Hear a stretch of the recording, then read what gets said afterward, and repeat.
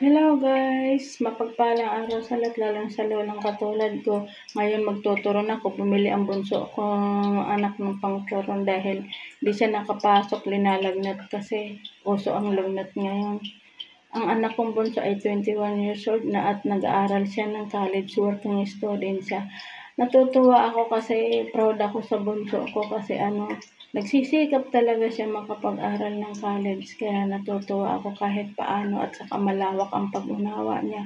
Dahil kung tutuusin ako sa panahon ko ngayon, malaya na ako makapaghanap buhay, kumilos.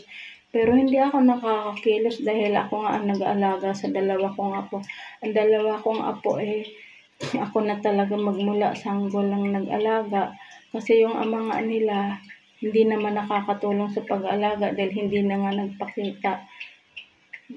nagpakita dito. Ang anak kong babae, yun ang nanay ng dalawa kong apo, siya ang nagtatrabaho.